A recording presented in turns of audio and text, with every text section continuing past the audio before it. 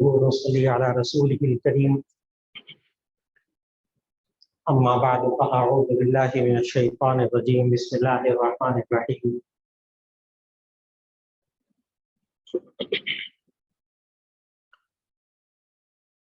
جی اس کو مکمل اسکرین پہ کر دی.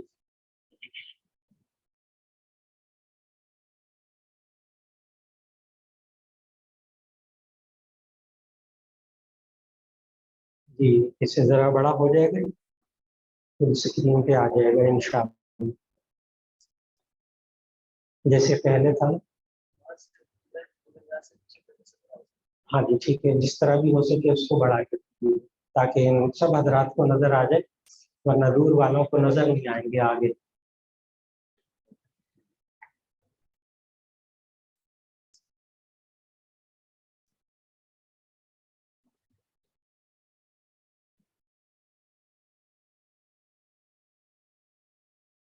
جی جزاک اللہ خیر، بس یکفی جزاک اللہ. نحمده ونصلي على رسوله الكريم اما بعد فاعوذ بالله من الشيطان الرجيم بسم الله الرحمن الرحيم رب اشرح لي صدري ويسر لي امري واحلل عقدة من لساني يفقهوا قولي صدق الله العظيم. ہمارے اساتذہ نے یہی سکھایا کہ سبق پڑھنے سے پہلے، پڑھانے سے پہلے یہ دعا مانگ دیا. اس میں ایک مدرس کی اور ایک طالب علم کی مکمل ضروریات موجود ہیں. رب اشرح لی صدری، اے اللہ میرے ذہن کو کھول دے. ذہن کھلا ہوا نہیں ہوگا، مدرس بھی بیکار، طالب علم بھی بیکار. اور ویسر لی امری، اے اللہ میرے کام کو آسان فرما دے. استاد کے لیے پڑھانا آسان فرما دے، طالب علم کے لیے پڑھنا آسان فرما دے. واحلل عقدۃ من لسانی، میری زبان سے گرا کو کھول دے. یفقہوا قولی، تاکہ وہ میری بات کو سمجھ جائے. افہام و تفہیم استاد کی کمزوری، افہام سمجھانا، تفہیم سمجھنا. خود بڑا قابل ہے، بڑا مطالعہ ہے، لیکن میرے ان شاگردوں کے بارے میں ان کے شاگرد یہ کہتے ہیں استاد جی ہیں تو بڑے قابل استاد جی، لیکن سبق سمجھ میں نہیں آتا کہ پڑھاتے کیا. سمجھے واحلل عقدۃ من لسانی کیا. اس لیے بڑی اہم بات ہے یہ دعا، اللہ تعالیٰ نے سکھائی ہے، موسیٰ علیہ السلام کو سکھائی ہے، اور سبق جا کے سنانا تھا فرعون کو.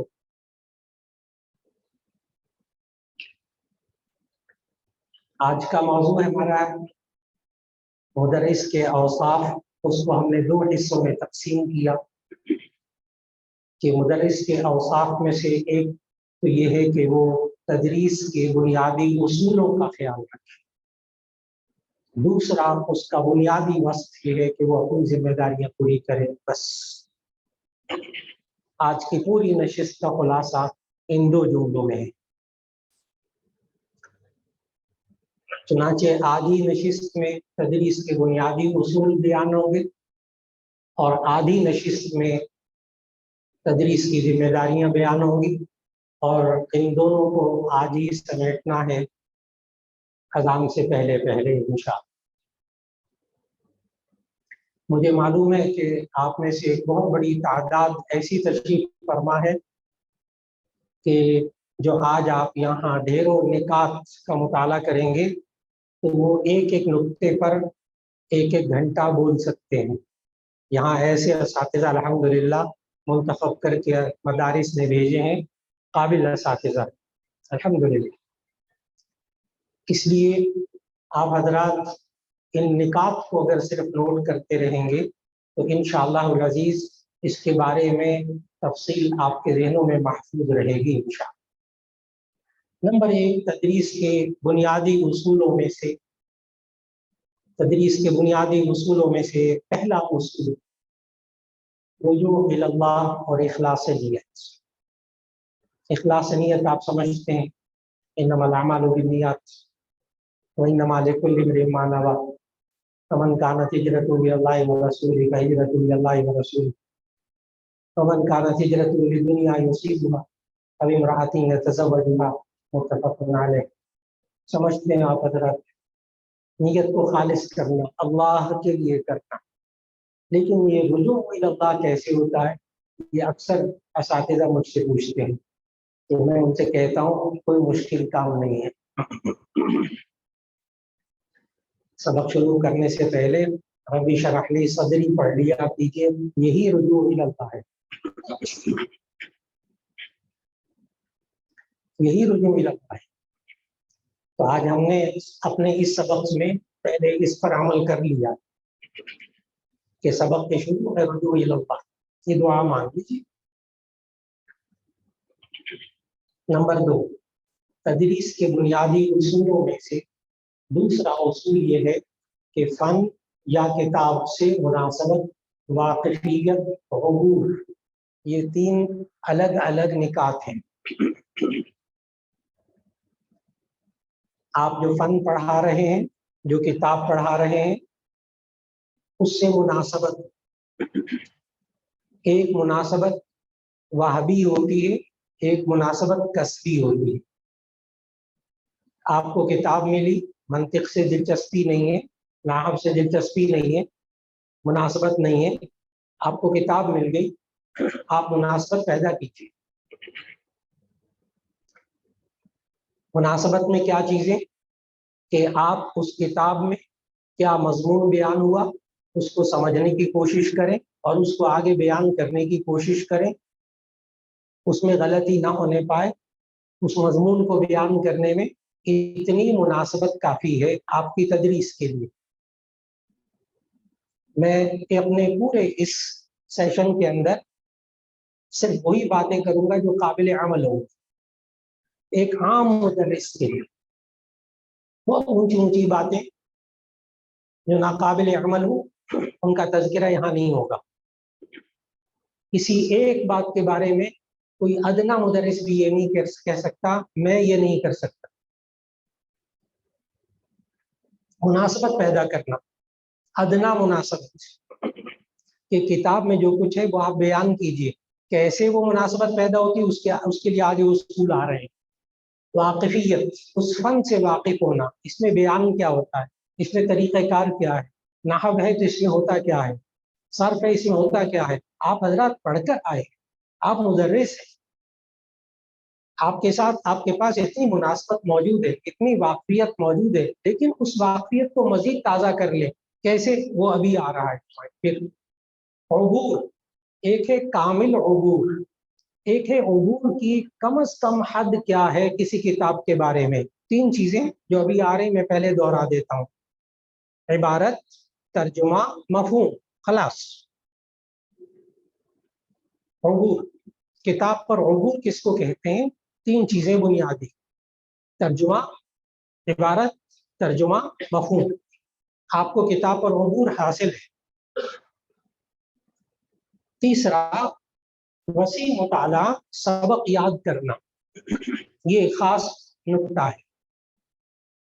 میں عام طور پر شاگردوں سے، اپنے ساتھیوں سے عرض کرتا ہوں، مدرسین سے، خدا کے لیے درجہ اولا سے لے کے رابعہ تک خاص طور پر مطالعہ کر کے نہ پڑھایا کریں۔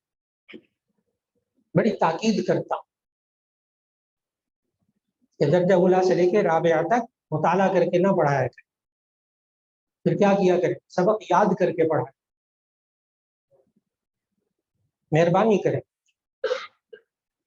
یہ جو ہوتا ہے نا، کتاب کو دیکھا، کہاں سے سبق پڑھنا، اچھا یہ بحث ہے اور یہ ہے فلاں ہے، چلو جی مطالعہ ہو گیا، اس کو مطالعہ کہتے نہیں۔ آپ کو سبق خود یاد ہونا چاہیے۔ بہترین مدرس، میں تو کہتا ہوں دورے تک ایسا ہونا چاہیے، یاد کر کے میدان میں اترے۔ آپ کے سامنے بیٹھنے والے شاگرد، بارہا آپ کو تجربہ ہوا کہ جو بالکل گیا گزرا طالب علم ہوتا ہے، جس کو آپ کا نہ سبق سمجھ میں آتا ہے، نہ سبق یاد کرتا ہے، نہ سناتا ہے، اسے بھی سبق جب آپ پڑھاتے ہیں تو وہ سمجھ لیتا ہے، تو استاد جی کو خود بھی یاد ہے کہ نہیں یاد. ناراض نہیں ہونا کسی، وہ خود طالب علم طے کر لیتا ہے استاد جی کو خود آتا ہے کہ نہیں آتا. اس کے لیے بہترین کام رات کو وسیع مطالعہ کیجیے، اور اس کو جو آگے سنانا ہے پڑھانا اس کو یاد کیجیے. رات کو شروحات کا مطالعہ کیا، حواشی کا مطالعہ کیا، خوب جمع ہوا، صبح ناراض نہیں ہونا اگلا لفظ بولنے لگا ہوں، صبح اٹھ کر سارا اگل دیا. اس کو تدریس نہیں کہتے. جو مطالعہ کیا نا اٹھ کر سارا پڑھا دیا، اس کو تدریس نہیں کہتے. تدریس میں وسیع مطالعہ ہوتا ہے، لیکن اس کے بعد آپ نے آگے کیا پڑھانا ہے اس کو یاد کرنا ہے، اس کا خلاصہ، اس میں سے اہم باتیں آپ سبق پڑھانے سے پہلے طے کر چکے ہو میں نے کیا پڑھانا، آگے منہ سے کیا نکالنا ہے. سارا مطالعہ منہ سے نکالیں گے نقصان کیا ہوگا؟ وقت زیادہ لگے گا، طالب علم احاطہ نہیں کر سکے گا، طالب علم کو سمجھ میں نہیں آئے گا کتنا یاد کرنا ہے کتنا یاد نہیں کرنا. آپ بڑا کنٹرول کیجیے اپنے اوپر، وسیع مطالعہ کیجیے، لیکن اس کے بعد اس کا خلاصہ نکالیے، اس کے اندر نکات تیار کیجیے. لکھ نہیں سکتے یا لکھنا نہیں چاہتے کوئی بات نہیں، آپ اپنے ذہن میں طے کر لیجیے. نمبر 4، تدریس کے بنیادی اصولوں میں تدریس کے لیے تنظیم، ترتیب، محنت شاق کا سنجیدہ غور و فکر کا تسلسل درکار ہے. پورا سال کہ آپ تنظیم نظم سے چلے، کتنا کتنا میں نے پڑھانا ہے، کس ترتیب سے پڑھانا ہے، میں نے کیا ترتیب رکھنی ہے پڑھانے میں. اور ترتیب بھی، پہلے میں نے عبارت پڑھوانی ہے، پھر میں نے ترجمہ کرنا ہے، پھر میں نے مفہوم بیان کرنا ہے، پھر میں نے اس کے بعد یہ بات کرنی ہے. اس کو ترتیب آپ خود ترتیب دیجیے. محنت شاق کا مسلسل محنت رکھیں گے تو آپ ایک معیار کے استاد بن سکیں. اور اگر شروع میں محنت کر لی بس پھر اس کے بعد یا 2-3 دفعہ کتاب پڑھا دی تو اس کے بعد بس ٹھیک ہے یاد ہو گئی، اب آگے مطالعہ بھی نہیں، یاد بھی نہیں کرنا، کچھ نہیں کرنا، آگے پڑھانا ہے، آپ میں وہ کمزوری آتی جائے گی. مدرس فکر کا تسلسل، اپنے آپ میں 10 دفعہ بھی آپ کتاب پڑھ، 10 سال ہو گئے نا آپ کو کتاب پڑھاتے ہوئے، پھر بھی آپ اس کے مطالعے میں غور و فکر میں لگے رہیں تو آپ ترقی پائیں گے انشاءاللہ. نمبر 5، مؤثر طریقہ تدریس اختیار کرنا. میں نے یہ بھی کہا کہ یہ نقطہ بھی کچھ واجبی ہوتا ہے، کچھ تسبیح ہوتا ہے، کچھ اللہ کی طرف سے عطا کردہ ہوتا ہے، کچھ محنت کر کے حاصل کرنا ہوتا ہے. مؤثر طریقہ تدریس کیا؟ جس سے لڑکے کو بات سمجھ میں آ جائے، طالب علم کو بات سمجھ میں آ جائے، آپ سمجھا سکیں. وہ مؤثر طریقہ تختہ سیاہ استعمال کرنا، وائٹ بورڈ استعمال کرنا، ان کو لکھوانا یا نہ لکھوانا، ان کو نقشے بنا کر دینا، ان کو گردانے ہیں ابتدائی درجات میں تو گردانے لکھ کر کیسے لکھنا ہے، کیسے بنانا ہے، گردان کو کیسے بنانا ہے، صیغہ کیسے معلوم کرنا ہے. مؤثر طریقے میں ہر فن کے لیے ایک الگ طریقہ آپ اختیار کیجئے، لیکن اس کے نتیجے کو دیکھ کر آپ مؤثر سمجھیں گے، آپ صرف اپنے طور پر مؤثر نہیں سمجھیں گے. طالب علم کیا کہہ رہا ہے، طالب علم کی ضرورت کیا، اس کا تقاضا کیا، اس کے درجے کے مطابق. اگر ایک بندہ نحمیر پڑھا رہا ہے یا علم النحو پڑھا رہا ہے، نحمیر میں الحمدللہ رب العالمین، اس میں وہ کافیہ والی الف لام کی قسمیں اور حمد اور مدح اور شکر میں فرق، اور اللہ میں لام اور الف لام استغراق کے لیے فلاں فلاں جنسی استغراقی عہد خارجی عہد ذہنی پڑھا نحمیر رہا ہے، یہ طریقہ غیر مؤثر ہے. یعنی اگلے درجے کی باتوں کو نچلے درجوں کی باتوں میں لے آنا یہ غیر مؤثر طریقہ ہے. اور اسی طرح اس کو مشکل الفاظ بیان کرنا یہ بھی غیر مؤثر طریقہ ہے. آسان بولنا انتہائی مشکل ہے، آسان بولنا انتہائی مشکل. جتنا آپ آسان الفاظ اختیار کی، بعض حضرات مجھے مدرسین کہتے ہیں کہ مولانا پھر یہ آسان الفاظ کی عادی ہو جائیں گے، ان کو مشکل الفاظ آئیں گے ہی نہیں. وقت کے ساتھ کہ آپ دیکھیے کہ کیا یہ آپ کے الفاظ، آپ کا انداز بیان سمجھ رہے ہیں. نمبر 6، تصنع ریاکاری سے پرہیز. تصنع ریاکاری سے پرہیز، آپ کے انداز بیان میں ریاکاری نہ ہو، آپ کے پڑھانے میں ریاکاری نہ ہو. بعض مدرسین ہوتے ہیں بڑے طرزیں لگاتے ہیں لیکن آگے سے شاگرد ہنس رہے ہوتے، اپنی طرف سے وہ بڑا خوبصورت بیان کر رہے ہوتے ہیں سبق، وہ کسی نہ کسی مقرر کی نقل اتار رہے ہوتے ہیں، طلبہ ہنس رہے ہوتے ہیں، وہ تصنع اس میں آ جاتا ہے، بناوٹ آ جاتی ہے، زور نہ لگا، بناوٹ نہیں، اپنے آپ کو جس طرح آسانی سے رکھ سکتے ہیں اس طرح اپنے آپ کو چلائیے، بیان میں بھی، آواز میں بھی، الفاظ میں بھی۔ بہترین مدرس بننے کے لیے تدریس کا بنیادی اصول درست مستند معلومات مہیا کریں، جو لفظ آپ بولیں وہ درست بولیں، جو معلومات مہیا کریں وہ بالکل درست۔ اس سے شاگرد کے اندر، اس طالب علم کے اندر استاد پر ایک ذہنی اعتماد قائم ہوتا ہے جو کمال کی چیز ہے۔ کوشش کیجیے جب تک آپ مطمئن نہ ہونا کوئی لفظ کوئی بات منہ سے نہ نکالے، بالکل نہ نکالے، جب تک کہ خاص طور پر آیت اور حدیث، واقعہ یا کوئی تعلیل یا کوئی صیغہ یا کوئی صیغے کی حقیقت یا اس کا مادہ، یعنی جو بھی بات آپ نے بیان کرنی ہو نا، وہ ٹھوک بجا کر پہلے آپ خود مطمئن ہو۔ اگر آپ کو شک ہے بیان نہ کریں، منہ سے نہ نکالیں۔ اس کے لیے رات کی تیاری شاندار چیز۔ عبارت پڑھیں تو آپ کے منہ سے بالکل درست لفظ نکلے۔ عبارت کبھی معروف پڑھ رہے ہیں، کبھی مجرور پڑھ رہے ہیں، کبھی مفتوح پڑھ رہے ہیں، کبھی مجرور پڑھ رہے ہیں، وہ شاگرد سمجھ جائے گا استاد جی جو خود ابھی واضح نہیں، ان کی معلومات درست نہیں۔ اسی طرح مدارس کے اندر یہ ہوتا ہے کہ بعض قابل اساتذہ ہوتے ہیں، ان کا مطالعہ بڑا اچھا ہوتا ہے، بعض ذرا تو آپ بھی اپنی معلومات کو جتنا مستند بنا سکتے ہیں بنا لیجیے۔ درست مستند معلومات اپنا مہیا کرنا، چاہے نحو ہو، صرف ہو، فقہ ہو، کوئی ترکیب بتانے لگے، کوئی صیغہ بتانے لگے، وہ مستند چیز، آپ خود مطمئن ہو۔ نمبر 8، اصول تدریس کے بنیادی اصولوں میں اصول آمادگی، سیکھنے کا جذبہ، شوق و ذوق پیدا کرنا۔ جو بھی کتاب آپ کو ملے، آپ کا کمال یہ ہے کہ آپ طالب علم کے اندر اس کا ذوق پیدا کریں۔ جامعہ شفیع نیلا گنبد میں تھا تو وہاں ایک استاد صاحب عید الاضحیٰ کے قریب تشریف لائے اور حضرت محتمی صاحب نے ان کو تعلیم الاسلام دے دیا، کہا تعلیم، مجھے آج تک یاد ہے تعلیم الاسلام اور ریاضی دے دی۔ لڑکا نیک تھا اور ماشاءاللہ ذہین تھا اور پوزیشن لینے والا جامعہ شفیع میں، نیا نیا مدرس لگ گیا۔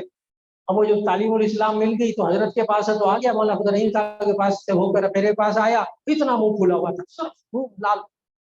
حضرت تعلیم الاسلام مجھے دیے، ان کو پاس بٹھایا، بچہ کہنا ماننے والا تھا، استاد کہنا ماننے والا، یہ بھی ایک بڑی خوبی ہوتی۔ تو ان کو میں نے کہا کہ آپ آج جا کر نا، لمبی بات نہیں، آج جا کر بس طالب علموں کو یوں کہنا کہ مجھے تعلیم الاسلام ملی کتاب پڑھانے کی، اور یہ مفتی کفایت اللہ صاحب نے ہم پر بڑا احسان کیا، اگر آپ نے یہ کتاب پڑھ لی نا تو آدھے مفتی بن جائے۔ آج کا پہلا سبق تو یہی ہونا چاہیے۔ وہ جناب ایسا لڑکوں نے اس کی تعلیم الاسلام کو اہمیت دی، اور استاد صاحب بھی شاندار اور فلاں شاندار۔ اگلے سال محتمم صاحب نے اس کو درجہ ثالثہ رابعہ کی کتابیں دی۔ تو آپ کے پاس کتاب آ جائے تو آپ اصول آمادگی، سیکھنے کا جذبہ، شوق و ذوق طالب علم کے اندر کب پیدا کریں گے؟ اس کا آسان سا طریقہ بتاؤں، آپ پڑھائیے عبارت، ترجمہ، مفہوم، طالب علم بار بار بار بار سبق کے اندر ٹھیک کروائیے، اگلے دن سنیں ضرور۔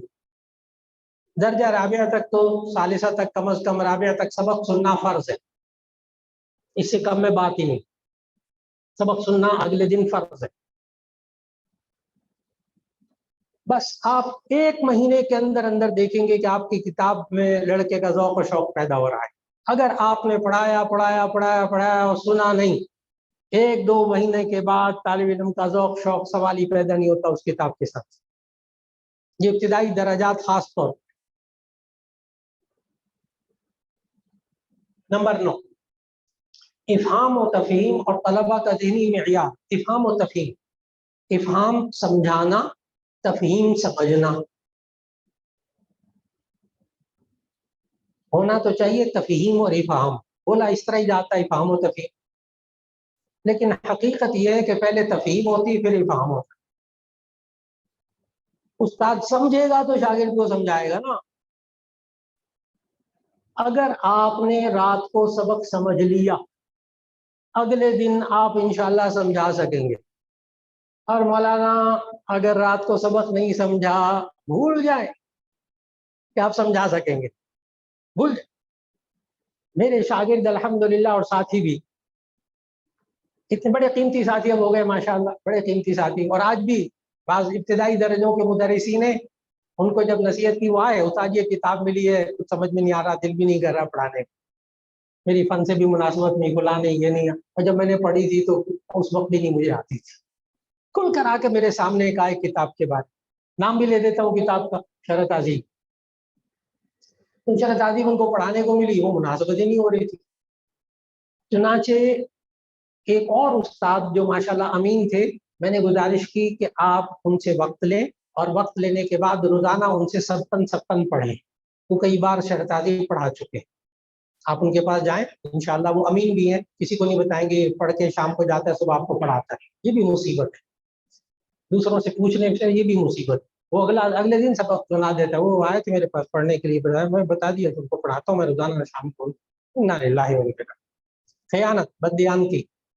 تو وہ استاد صاحب ان کے پاس روزانہ یا 2-3 دن میں سبق پڑھ کر آ کر اچھی طرح یاد کر کے اگلے دن سناتے تھے. اس مدرس کے پاس مجھے آج تک یاد ہے کہ 7 سال شرح تہذیب رہی اور بڑا مشہور ہو گیا تھا شرح تہذیب پڑھا. اس کو خود مزہ آنے لگ گیا تھا. کیوں؟ پہلے تفہیم ہوئی بھی تھی. تو تفہیم سمجھنا، بس آپ کوشش کریں سمجھیے کیا چیزیں تین، پھر اصرار کروں گا 3 چیزیں. سمجھنا کیا ہے؟ عبارت، ترجمہ، مفہوم. میں نے کہا کوئی مشکل باتیں نہیں، ان 3 کو سمجھ لیں آپ کسی بھی کتاب کے اندر اور اگلے دن منتقل کر دیں، آپ کا افہام اور تفہیم ہو جائے گا. طلبا کے ذہنی معیار کا خیال رکھیں. طلبا ابتدائی درجے کے ہیں، اوپر والے درجے کے ہیں، ابھی کتنا یاد کر سکتے ہیں کتنا نہیں یاد کر سکتے. شروع میں تھوڑا تھوڑا سبق دے دیں، آگے جا کر ذرا تیز چلا لیں. نمبر 10، یہ وہ چیز جس کو بار بار دہرا رہا تھا. اگر آپ کوئی مدرس آج یہ 3 چیزیں پوری کر لیتا ہے، چند مہینوں کے بعد لڑکے کی زبان پہ پتہ کیا بات ہوتی ہے؟ مجھے یہ کتاب آتی ہے. یہ استاد کے لیے سند ہے. ایک مدرس کے لیے طالب علم کے منہ سے یہ لفظ نکلنا مجھے یہ کتاب آتی ہے، یہ سند ہے. اور یہ سند کیسے حاصل ہوتی؟ 3 باتیں. نمبر 1 عبارت، نمبر 2 ترجمہ، نمبر 3 مفہوم. اور یہ بہت اچھی طرح یاد رکھ لیجیے گا کہ وفاق المدارس العربیہ اس کے نصاب کمیٹی کا ممبر رہا، فلاں کمیٹی، امتحانی کمیٹی، پتہ نہیں کتنے سال. اب وفاق کے جو پرچہ بنانے والے ہوتے ہیں ان کو جو ہدایات دی جاتی ہیں، بڑے ماہر ہوتے ہیں پرچہ بنانے والے، آپ میں سے بھی بہت سے پرچہ بنانے والے موجود ہوں گے، کہ وہاں یہ ہدایت دی جاتی ہے کہ ہم ایسا پرچہ بنائیں کہ کراچی سے لے کے پشاور تک اور پورے ملک کا ہر مدرس جو پڑھاتا ہے اس کتاب کو بچہ حل کر سکے. اس کے لیے وفاق نے معیار 3 چیزوں کو بنایا: عبارت، ترجمہ، مفہوم. پورے پرچے، ہر پرچے کو دیکھیں، ہر کتاب کے پرچے کو دیکھیں. 3 چیزیں کہ زیادہ نمبر اس کے لیے. نمبر 4 پہ انہوں نے رکھا تشریح یا ایسی خارجی باتیں کہ جو کوئی استاد بتاتا ہے کوئی نہیں بتاتا. اس کے پرچے کے اندر 10-12 نمبر سے زیادہ نہیں رکھے جاتے ٹوٹل، یعنی 3 نمبر 4 نمبر اس خارجی بات کے رکھے جاتے ہیں. ایسا نہیں ہوتا پرچے کے اندر کہ کوئی بات ایسی ڈال دی جائے جو کوئی مدرس بتاتا ہے کوئی نہیں بتاتا اور لڑکا اس کی وجہ سے فیل ہو جائے. اب یہ پرچوں میں نہیں رہا، اب یہ پرچوں میں نہیں رہا. اب تو یہ کہ جو طالب علم درجہ اولا سے لے کر دور حدیث تک ان 3 باتوں پر، ان 3 معیارات پر آپ پڑھاتے ہیں، اس کو عمل کرتے ہیں، عبارت اس کو آتی ہو، ترجمہ اس کو آتا ہو، مفہوم اس کو آتا ہو. نمبر 4 پہ تشریح ہے. یہ بچہ فیل نہیں ہوگا وفاق کے پرچوں میں. اس لیے یہ بات بہت اہم بات جس کو آپ نے ذہن میں رکھنا ہوگا. اور یہی 3 چیزیں سنیں بھی آپ ابتدائی درجات درجہ رابعہ تک، یہ 3 چیزیں سنیں، بار بار سنیں، ڈنڈے کے زور سے سنیں. آپ اس کو 10 20 25 30 لڑکے ہوں، 25 30 لڑکے، ان سے آپ بڑی آسانی سے 15-20 منٹ میں سن سکتے ہیں. 15 منٹ سبق سننے میں لگا دیں، 10 منٹ میں بھی آپ سن سکتے ہیں. آہستہ آہستہ ٹیکنیک اختیار کریں. شروع کے درجے میں تو ہر ایک سے سنیں. 45 منٹ ہے آپ کے پاس، 5 منٹ حاضری کے ہو گئے، 40 منٹ موجود ہیں. آپ 20 منٹ بھلے پڑھائیں، 20 منٹ سننے میں لگا دیں ابتدائی درجات میں، آپ کو پھل مل جائے گا. آپ کو پھل مل جائے گا، کتاب بھی چلے گی تیز۔ نمبر 11، طلبا کے نفسیاتی تقاضوں کا خیال رکھنا۔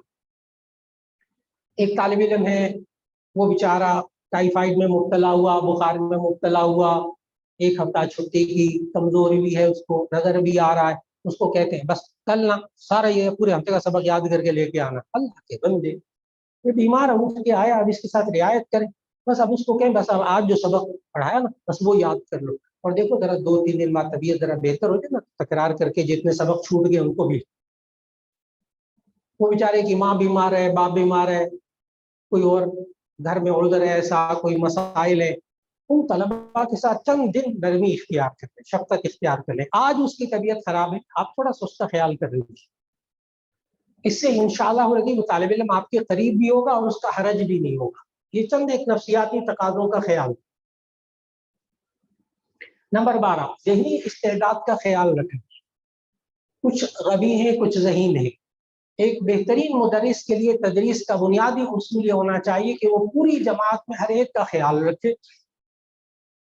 یہ نہیں ہے کہ بس میں سارا سبق پڑھاتا ہوں تو ذہین لڑکوں کی طرف ہی منہ کر کے پڑھانا ہے، ذہین لڑکوں سے ہی پوچھنا ہے، ذہین لڑکوں ہی کو کوشش کرنی ہے یاد ہو جائے، اور جو غبی ہیں ان کی طرف دیکھنا بھی نہیں سبق پڑھاتے ہوئے، ان سے پوچھنا بھی نہیں، وہ پھر بالکل بیکار ہو جائیں گے۔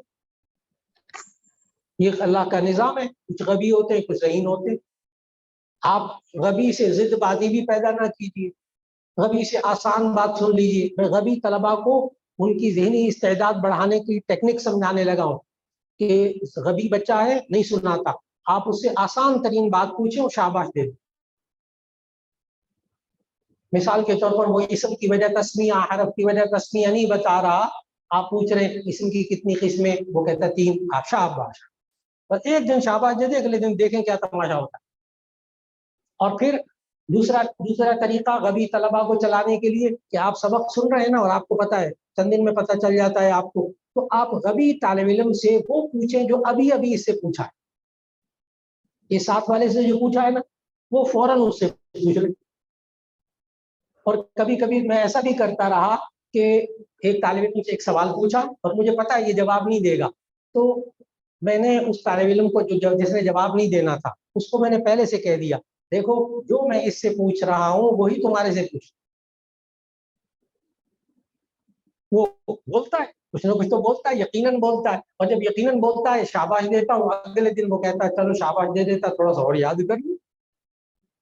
تو آپ جب ساری کلاس کا خیال کریں گے، سب ساتھیوں کے ان کی ذہنی استعداد کا خیال کریں گے، سب چلیں گے انشاءاللہ۔ نمبر 13، ذہنی استعداد کو بڑھانا۔ ایک اور ہے جو آپ ان دونوں میں فرق کریں گے ذرا، ایک ہے ذہنی استعداد کا خیال رکھنا، ایک ہے ذہنی استعداد کو بڑھانا۔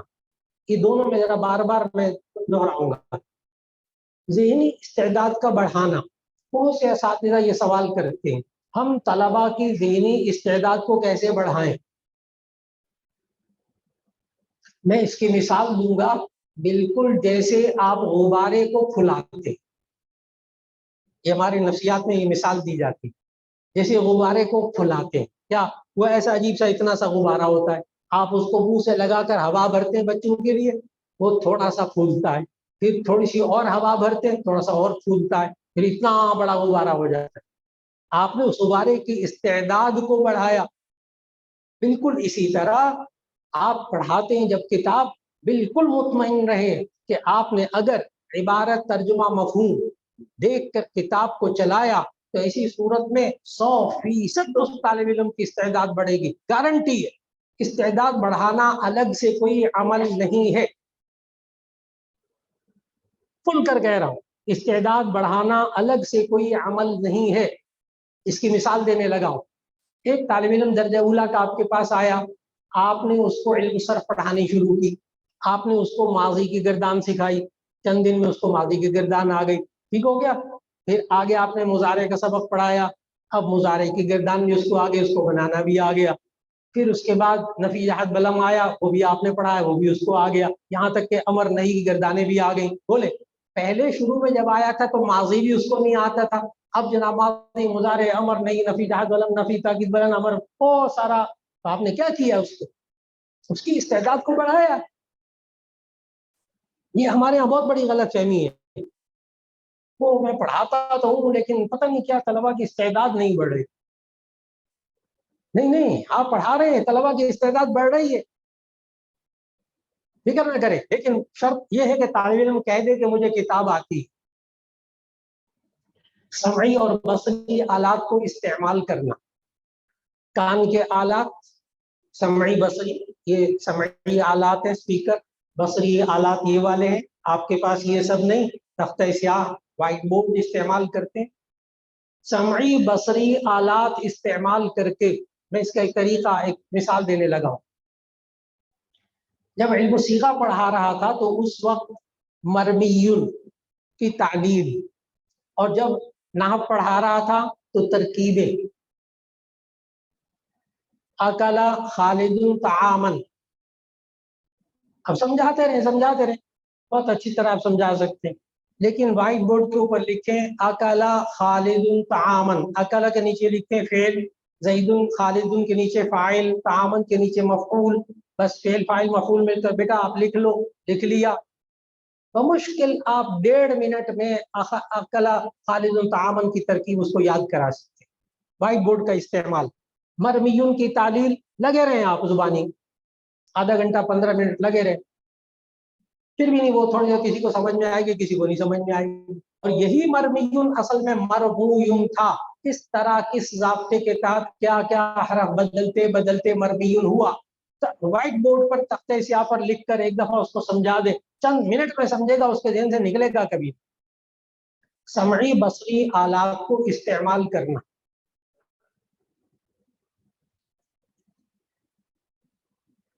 نمبر 15, بنیادی معلومات مہیا کرنا. یہ عادت بنا لیجیے, یہ عادت بنا لی. اب تو ماشاءاللہ کتابیں آ گئی, ہر کتاب کے مصنف کے حالات, تاریخ, تعریف, موضوع, غرض, غایت, ہر ایک کی ماشاءاللہ موجود ہے. اب تو مدرسے والوں کو چاہیے کہ وہ کتابیں اساتذہ کو مہیا کر دے, ورنہ ایک استاد بھی خرید لے پورے مدرسے کے لیے کافی. سارے درس نظامی جو وفاق کی کتابیں ہیں, سب کے حالات زندگی, تاریخ, موضوع, غرض, مارکیٹ میں بھری پڑی ہیں کتابیں ماشاءاللہ. عمدہ سے عمدہ کتاب لے لیں. تو جب بھی کتاب پڑھائیں نا تو مصنف کے حالات ضرور لکھوائیں, کتاب کا نام درست بولنا لکھوائیں, درست سمجھنا لکھوائیں, اس کو مطلب اگر وہ بتائیں. ورنہ تاریخ, موضوع, غرض, فن کی وجہ تسمیہ, نحو کو نحو کیوں کہتے ہیں, صرف کو صرف, کوشش کریں یہ لکھوا دیں, کیونکہ یہ سال بھر آپ دوبارہ نہیں دہرائیں گے, لکھوا دیں گے تو محفوظ رہے گا ان کے پاس. نمبر 16, یہ ایک کامیاب مدرس کا ایک بنیادی اصول ہے. کامیاب مدرس کا, بڑے بڑے مدرسین دیکھیں, کبھی ادھر کبھی ادھر, کبھی اس چوک میں کبھی دوسرے چوک میں سبق پڑھاتے ہوئے, کبھی کسی گلی میں کبھی کسی گلی میں سبق پڑھاتے ہوئے. نفس کتاب نہیں ہو رہی, فن نہیں ہے, باقی سب کچھ ہو رہا, ملفوظات بھی ہو رہے ہیں. ملفوظات اچھی چیز ہے, تربیت اچھی چیز ہے, لیکن طالب علم باہر نکل کر یہ نا کہ حضرت بس یار آج تو ملفوظات ہی ہوئے, مزہ نہیں آیا, مزہ نہیں آیا. اسے ہمارا نفس کتاب نہیں ہوئی, سبق نہیں ہوا آج. تو نفس کتاب یا فن پر توجہ مرکوز رکھنا. نفس کتاب کیا ہے, یعنی ہم کیا کریں نفس کتاب پہ توجہ رہے.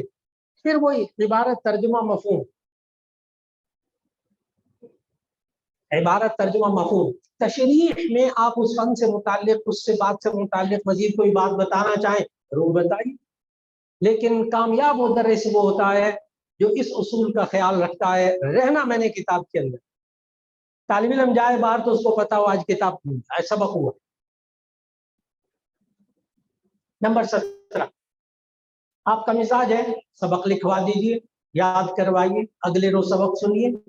میں نے کہا درجہ رابعہ تک تو یہ فرض واجب ہے. اگر آپ کمال کا مدرس بننا چاہتے ہیں, سبق لکھوائیں. اب لکھوانے پہ کیوں زور دوں گا, کم از کم درجہ رابعہ تک ضرور. اس وقت وفاق میں درجہ ثانویہ عامہ کا سب سے بڑا مسئلہ, آپ حضرات میں سے بہت حضرات پرچے چیک کرنے کے لیے لے کر جاتے ہیں, وفاق کے مرکز میں جب مارکنگ ہو رہی ہوتی ہے, ثانویہ عامہ کا سب سے مشکل مسئلہ لکھائی کا ہے. 2 سال اولا اور ثانیہ میں لڑکا پڑھتا ہے, مدرس نے بالکل نہیں لکھوایا, بلکہ اس مدرسے میں مزاج نہیں لکھوانے کا. کہاں لکھے گا وہ پھر, سالانہ امتحان، مدرسے کے امتحان ہوتے ہیں، بس اس میں جو پرچے ہو گئے جیسا تیسا لکھ لیا.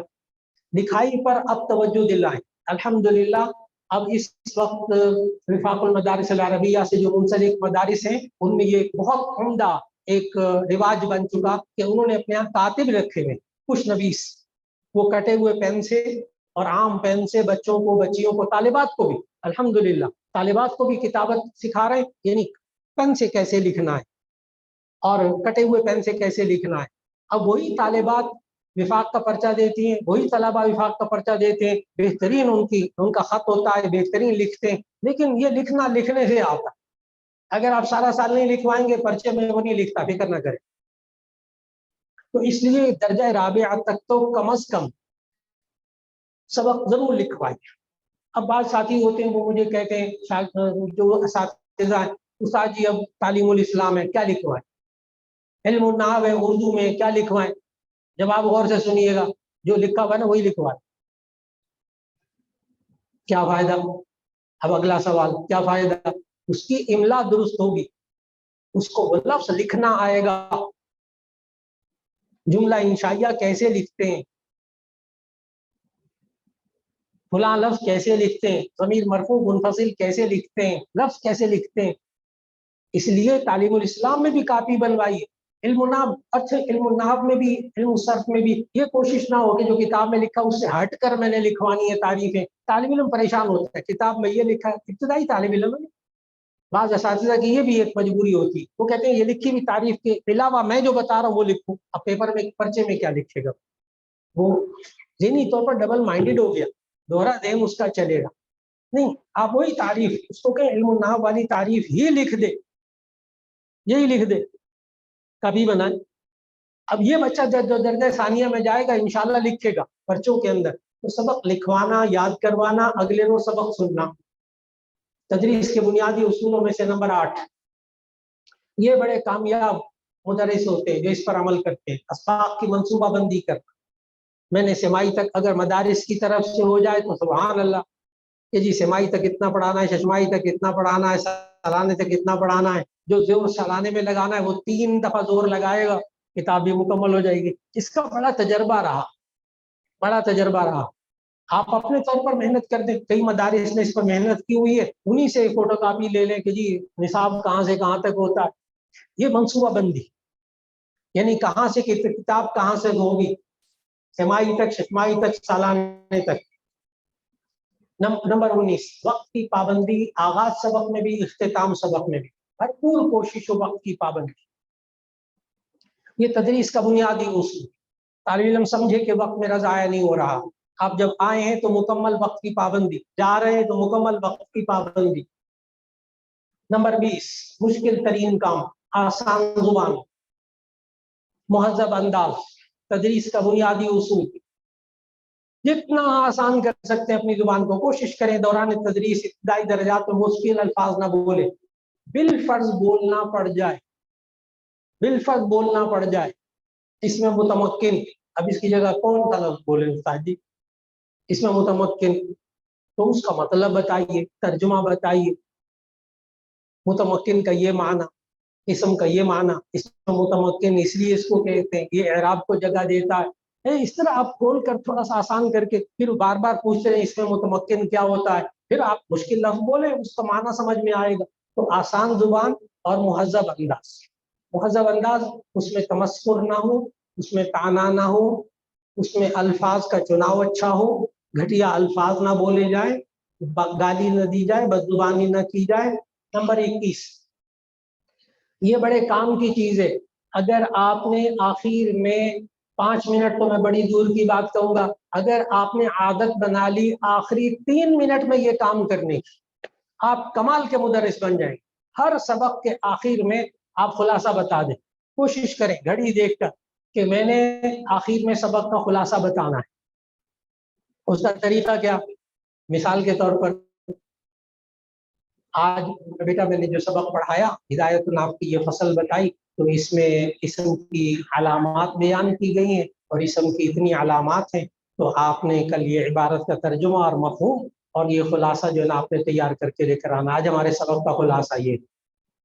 آج ہم نے فلاں مسئلہ پڑھا ہے، اس مسئلے کا خلاصہ یہ، آج ہم نے یہ قسمیں پڑھی ہیں، فلاں چیز پڑھی، اس کو یعنی بالکل 2-3 منٹ کے اندر اگر عادت بنا لی نا، اس سے طالب علم کے اندر شرح صدر یہ ہو جاتا ہے کہ میں نے یاد کیا کرنا، میری ذمہ داری کیا ہے، خلاصے میں بڑی کام کی بات آ جاتی۔ نمبر 22، تحریری امتحانات، سوالات شفوی امتحانات، اس کی آپ ایسی عادت بنا لیں۔ اب تو وفاق المدارس العربیہ میں یہ بڑے کام دیتی ہے چیز، تحریری سوال امتحان، سوالات شفوی۔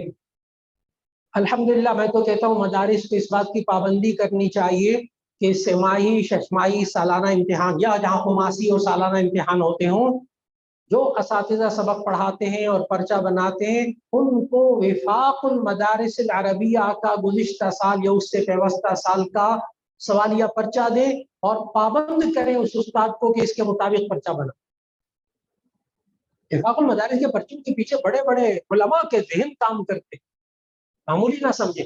ہاں آپ یہ کر سکتے ہیں، یہ میں آپ کو بتا رہا ہوں، ایک یہ کام کر سکتے ہیں، وفاق والے 6 سوال دیتے ہیں، اس میں سے 3 مانگتے ہیں۔ آپ یہ کام کر لیجئے مدرسے کی سطح پہ کہ وفاق والے 6 سوال مانگتے، آپ بھی 6 دیجئے، آپ 5 مانگ لیجئے، آپ 5 کے جواب مانگ لیجئے، ہر ایک کے 20-20 نمبر رکھیں، آپ کم از کم 4 مانگ لیجئے، اس سے طالب علم کو لکھنا زیادہ آئے گا، مقررہ وقت میں زیادہ سوال حل کرنے کا تجربہ اس کو ہوگا۔ یقین جانیں کہ جس ادارے میں اس بات کی، میں جانتا ہوں اداروں کو الحمدللہ، جس ادارے میں یہ پابندی کی جا رہی ہے کہ جی ہم نے امتحان میں وفاق کے اسٹائل کا پرچہ بنانا ہے، استاد کو پابند کیا ہوا ہے اس طرح بنانا ہے، نتیجہ یہ ہے کہ طالب علم جب وفاق کا پرچہ دینے بیٹھتا ہے، یقین جانے طلبہ نے مجھے کہا ہمیں ایسا لگ رہا تھا جیسے یہ پرچہ ہم نے پہلے بھی دیکھا، بہت بڑی بات، یہ پرچہ ہم نے پہلے بھی کبھی دیکھا، کہ وہ سوالات سے مانوس تھا، اس کے انداز سے مانوس تھا، اس کے طریقہ کار سے مانوس تھا۔ اب دوسرا لگا لیجیے، ایک یہ 22 نکات پورے ہو گئے تدریس کے بنیادی اصول۔ میں انشاءاللہ منتظمین سے مسئول ہے مولانا یوسف صاحب کہ یہ اگر یہ مجھ سے لے لیں 22 اصول، یہ والے بھی اگلے والے بھی 22، اور ان کو کمپوز کروا کے ایک صفحہ بنے گا بس، تو اگر ایک صفحہ ان سب کو مہیا ہو جائے تو یہ دعائیں دے دیں گے انشاءاللہ، استحضار رہ جائے گا ان باتوں۔ مدرس کی ذمہ داریاں، آج کے موضوع کا یہ دوسرا حصہ۔ میں وقت کے حساب سے چل رہا ہوں، اس لیے آپ اس کو گوارا کر لیجئے تاکہ امانت ہے آپ کے پاس پہنچ جائے۔ تدریس، مدرس کی ذمہ داریوں میں سے پہلی ذمہ داری تدریس کے بنیادی اصولوں کا خیال کرنا، جو ابھی 22 گزرے، پہلی ذمہ داری۔ نمبر 2، خوف خدا، وقار، سکون، تواضع۔ خوف خدا، محتمین صاحب ہیں، خوف خدا نا آپ کو میں وہ آیات اور احادیث پڑھ کے نہیں سناؤں گا، اچھا آپ کو بتاؤں گا کہ خوف خدا کیا ہوتا ہے۔ محتمین صاحب ہے یا نہیں اچھے طریقے سے پڑھا، ذرا دیکھنا محتمین صاحب ہے کہ نہیں ہے، کوئی بات، بس موبائل پہ بھی لگے ہوئے، ادھر بھی لگے ہوئے، ادھر بھی لگے ہوئے، سبق نہیں ہوتا، فکر نہ کرے، کیونکہ آج محتمین صاحب نہیں گئے، سفر کر گئے، نعوذ باللہ من ذلک۔ ایک عالم کی شان یہ نہیں، محتمین صاحب ہے یا نہیں، خوف خدا سے پڑھا رہے ہیں۔ اور وقار، سنجیدگی بھی ہو، ہنسنے کے وقت میں ہنس لیا جائے، کوئی حرج کی بات نہیں۔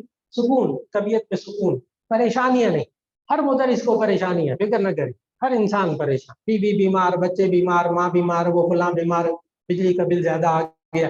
میں اس کے لیے ایک نسخہ تجویز کرتا ہوں کہ آپ ایک بیگ لے لیجیے، ایک بیگ چھوٹا سا، بیگ کو سمجھنا ہے، ایک بیگ لے لیجئے اور جب درسگاہ میں پڑھانے کے لیے جائیں تو دروازے سے باہر اس بیگ میں اپنی تمام پریشانیاں رکھ کر بند کر کے پھر درسگاہ میں داخل ہو جائیں۔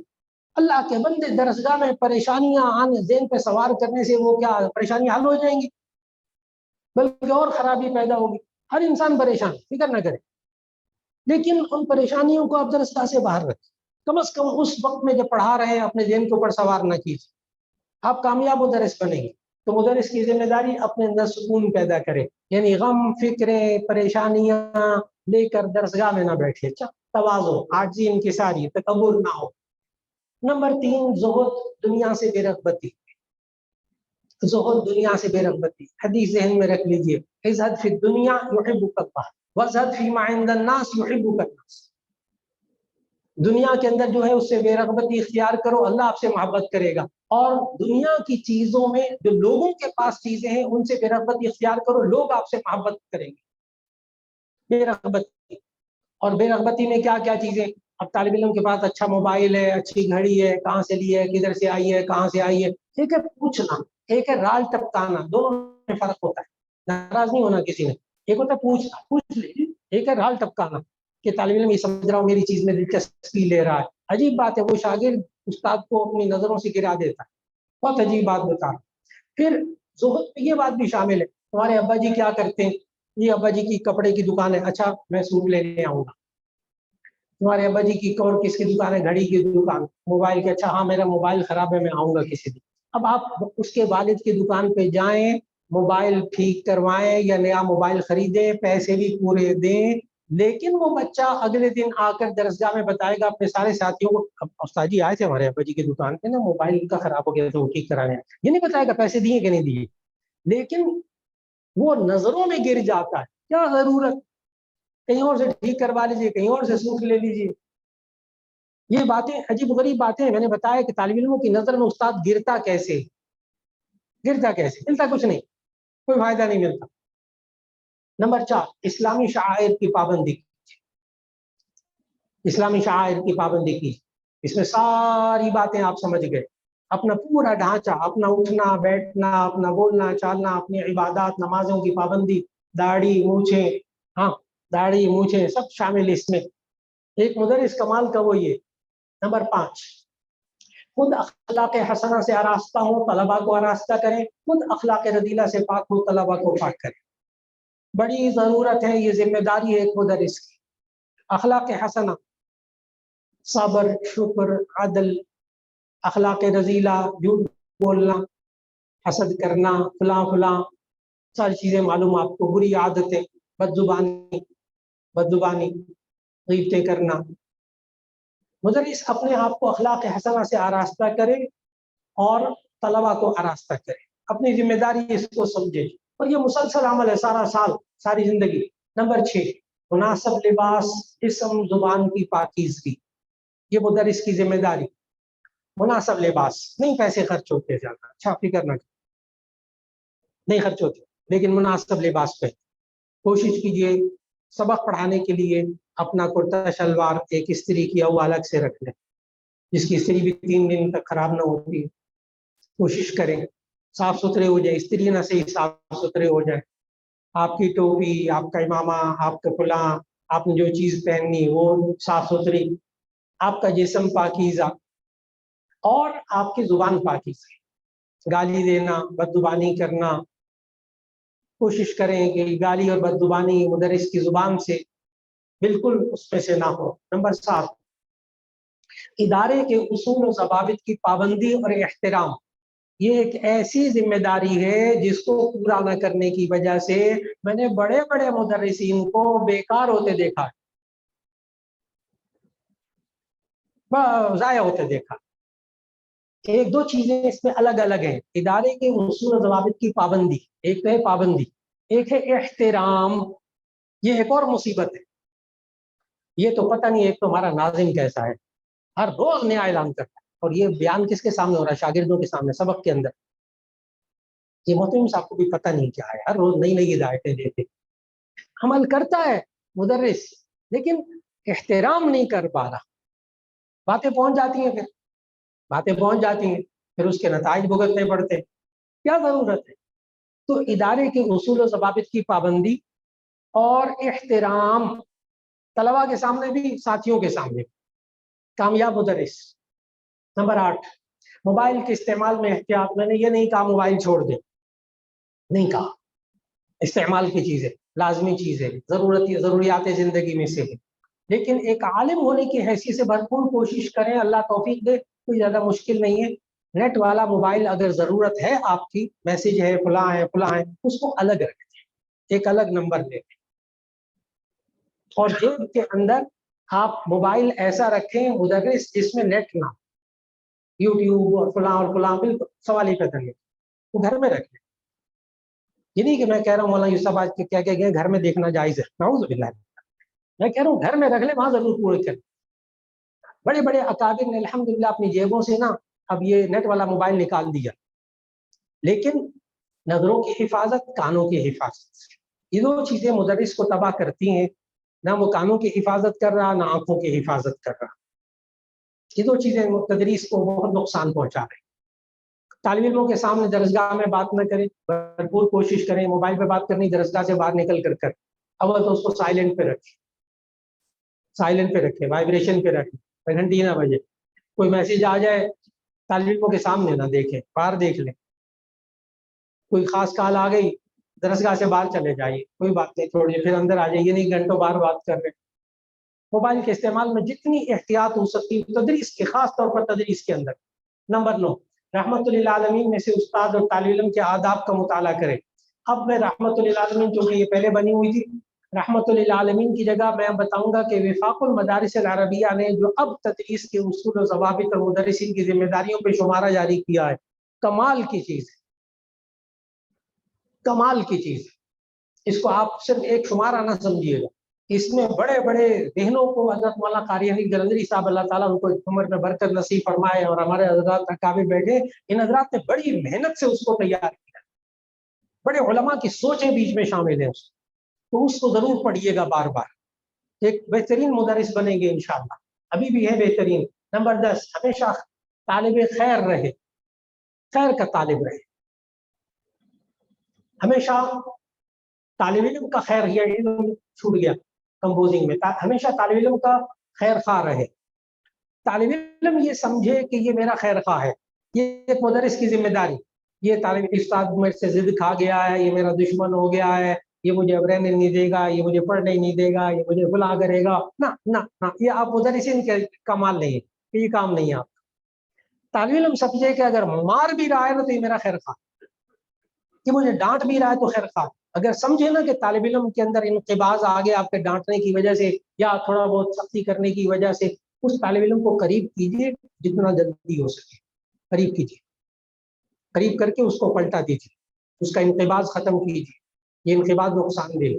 پھر اس کو سمجھائیے بھی، میں نے آپ کو منع کیا آپ کی خیر خواہی کے لیے، تو میرے اندر دشمنی نہیں. پھر آگے اپنا رویہ ٹھیک کریے، خیر خواہی ثابت کیجیے. نمبر 11، سختی اور نرمی میں اعتدال. سختی اور نرمی میں اعتدال. سختی کی جگہ سختی کیجیے، نرمی کی جگہ نرمی کیجیے. ہمیشہ ایک جیسا مزاج رکھنا یہ بھی نقصان دہ ہے. نمبر 12، یہ بڑی مصیبت ہے، یہ بڑی مصیبت، تعصب سے پاک ہونا، تعصب سے بچنا. تعصب کیا، خود نبی صلی اللہ علیہ وسلم نے فرمایا. صحابہ نے پوچھا نا کہ اگر ہم کسی اپنے قبیلے کے شخص کی مدد کرتے ہیں تو کیا یہ تعصب ہے؟ تو نبی صلی اللہ علیہ وسلم نے فرمایا نہیں، تعصب یہ ہے کہ انسان کسی شر کے اندر کسی ناحق ہوتے ہوئے بھی اپنے قبیلے والے کی مدد کرے. اب ایک استاد صاحب ہے، وہ ہمیشہ درخواست لے کر آ رہے ہیں، ہمیشہ درخواست لے کر آ رہے ہیں، یہ لڑکا یہ لڑکا یہ لڑکا یہ لڑکا. اب وہ ہر دفعہ کشمیری طالب علم تھا، جو استاد کشمیری ہے وہ کشمیری لڑکوں کی درخواستیں لے کر آ رہا ہے مولوی صاحب، اور جو چترالی ہے وہ چترالی طلبا کا لے کر آ رہا ہے. میں نے ایک دن گزارش کر دی، میں نے کہا حضرت کسی غیر کشمیری کی بھی کبھی درخواست لے آئی. سرائی کی ہے تو وہ سرائی کی کا ایک رجحان بنا ہوا. اگر طالب علموں میں بس خود بندہ سرائی کی ہے تو طالب علم جو سرائی کی ہے ان کو زیادہ اہمیت دینا، اسی سے کام لینا، اسی سے پانی منگوانا، اسی سے کھلا کرنا، اسی سے کھلا کرنا، اسی کو اہمیت دینا، اسی کو نمبر زیادہ دینا، اسی کو زیادہ خیال کرنا، اسی کو شاباش زیادہ دینا، یہ سب تعصب ہے، یہ سب تعصب کو ہوا دیتا ہے. نہیں، آپ سارے طلباء کے ساتھ ایک جیسا سلوک کیجیے تاکہ طلباء یہ نہ سمجھے کہ صرف یہ پٹھان ہے تو یہ پٹھانے کی مدد. مولانا یوسف خان صاحب اب یہ خان ہی کام کریں گے یا باقی تو کسی کو نہیں پوچھے گا. نہ، تعصب. اپنی علمی اور تدریسی صلاحیت کو بہتر بنائیے، نہ رکیے ایک جگہ. اپنی علمی اور تدریسی صلاحیت کو بہتر بنائیے. میں کیسے الفاظ درست ادا کر سکتا ہوں، میں کیسے اس کو اچھی طرح پڑھا سکتا ہوں، میں پڑھانے. اب یہ ماشاءاللہ یہ تدریب المعلمین، اللہ جزائے خیر دین وفاق پالو، میں تو کہتا ہوں بار بار اس پر محنت کرنی پڑے گی، کئی دفعہ. ابھی تو چند ایک دو استادوں کو ایک ادارے سے بلایا، اللہ کرے کہ یہ اور زیادہ وسیع ہو جائے. اور یہ تدریب المعلمین یہ نمبر 13 کی بہترین طریقہ کار اور بہترین چیز ہے. تدریب المعلمین کیا؟ اپنی علمی اور تدریسی صلاحیت کو بہتر، اس سے بہت فرق پڑتا ہے، ان چیزوں سے بہت فرق پڑتا ہے انسان کے اندر. نمبر 14 طلبا کو مایوسی سے، یہ اپنا مشن بنا لیں. یہ طالب ایک مدرس کی ذمہ داری، طلبا کو مایوسی سے نکالنا، احساس کمتری سے بچانا، حوصلہ افزائی کرتے رہنا، یہ ایک اپنا اصول بنا لیجیے. میں اپنے شاگردوں کو مایوس نہیں ہونے دوں، فیل ہو جاؤں گا فلاں کروں گا نا، تجھے تو میں نے فیل کر کے چھوڑ، تو کچھ کر، نعوذ باللہ من ذالک، تو کچھ نہیں کر سکتا. ہمارے یہاں بعض مدرسین ہوتے ہیں، اللہ کے بندے تو کوئی مکینک بن جاتا، موٹر سائیکل ٹھیک کرنے والا بن جاتا، کہاں آ گیا یہاں پڑھنے کے لیے؟ اللہ کے بندے آپ مدرس ہیں، آپ کیا کر رہے ہیں؟ کیا جملے نکال رہے ہیں منہ سے؟ کیوں مایوس کر رہے ہیں اس کو؟ آ گیا، اس کو قابو کیجیے. تو طلبا کو مایوسی سے نکال، احساس کمتری سے نکال، ان کو حوصلہ افزائی کرتے رہیے. نمبر 15 ذہین اور غبی کی رعایت کرنا. غبی کے پیچھے نہ پڑ جائے، نہ پڑے پیچھے، اس کو ذلیل کرنا، اس کو گالیاں نکالنا، بدزبانی کرنا، فلاں کرنا، مارنا پیٹنا، چھوڑیے ان باتوں کو. وہ جو میں نے ٹیکنیک بتائی، غبی کے ساتھ رعایت کیجیے، اس سے آسان پوچھیے، اس کو شاباش دیجیے، چند دن بعد آپ غبی کی حالت پلٹتی ہوئی دیکھ لیں گے. نمبر 16 طلبا کی تربیت کرنا.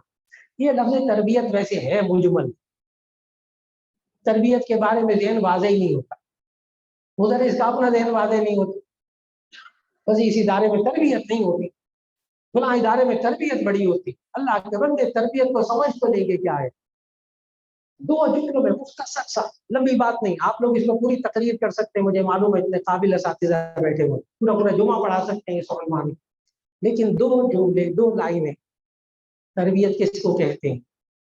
بری سوچوں، برے رویوں، برے اخلاق، بری عادتوں کو نکالنا، اچھی سوچیں، اچھے رویے، اچھی عادتیں ڈالنا، تربیت مکمل ہو. یہ ذرا اذان مکمل ہو جائے پھر میں اپنی کوشش کروں گا، چند نکات رہ گئے ان کو مکمل، اجازت مل جائے.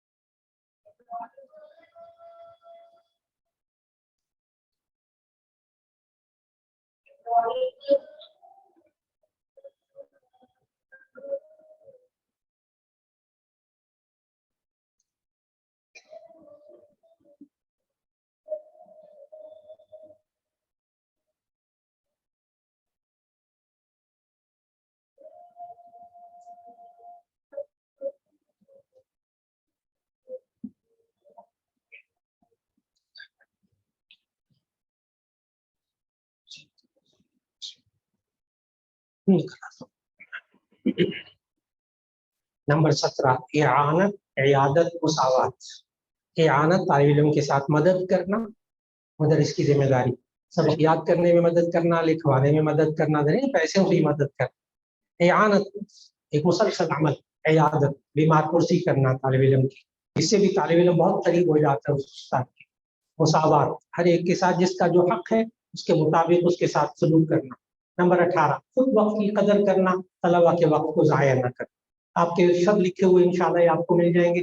نمبر 19 جسمانی صحت کا خیال رکھنا. یہ ایک مدرس کی ذمہ داری، اپنی جسمانی صحت کا خیال مدرس کی ذمہ داری. آج درخواست جاری، آج مجھے بخار ہے، ایک دن درخواست گئی میرا گلا خراب ہے، ایک دن درخواست گئی میرے گھٹنے خراب ہے، ایک دن آج میرے پیٹ بہت چل رہا ہے، آج مجھے فلاں ہے. وہ چند دن تو محترم صاحب برداشت کرتے ہیں، اس کے بعد یہ طے ہو جاتا ہے اس مدرسے میں کام کا آدمی نہیں، بیمار رہتا ہے. اس لیے میں تو گزارش کروں گا آپ سب حضرات मोहतमीन हजरात को अपनी बीमारी को बिल्कुल ना बताएं, कभी कभार छुट्टी हो ठीक है, वरना छोटी मोटी बीमारियां बताए ना करें, वरना मोहतमीन साहब का ध्यान बन जाता है ये बीमार है, ये किसी काम का नहीं। हमारे यहाँ मुदर्रिसीन क्या होते हैं, हमदर्दियां लेने के लिए कहते हैं, दुआएं लेने के, दुआएं मिलेंगी थोड़ी देर तक, लेकिन उसके बाद ये समझ लेंगे है बेकार, ये मुदर्रिस बीमार रहता है ना। अपनी जिस्मानी सेहत का ख्याल रखिए, मुदर्रिस की जिम्मेदारी। अगला गौर से नंबर 20, रूहानी सेहत का ख्याल। जिस्मानी सेहत का ख्याल रखना क्या मतलब, जो जिस्मानी बीमारियां उनसे बचना, हाँ। और रूहानी सेहत का ख्याल करना कि अपने अंदर जो रूहानी बीमारियां ना, किसी बुजुर्ग से ताल्लुक कायम करके उसको निकलवाना। क्या मैंने बड़े बड़े अपने साथियों को ना, जो हसद में मुब्तला हो गए ना, उनको जाया होते हुए देखा है। हसद रूहानी बीमारी, हो बेजा, सीट की मोहब्बत, ओहदे की मोहब्बत, मुझे वो ओहदा मिले, मुझे फला हो जाए, ऐसे बेकार होते हुए देखा है। खूब बेजा, खूब माल, माल की मोहब्बत, भागा फिरता इधर उधर उधर उधर परेशान, बस ठीक है, माल कमाइए, हलाल कमाइए, जायज।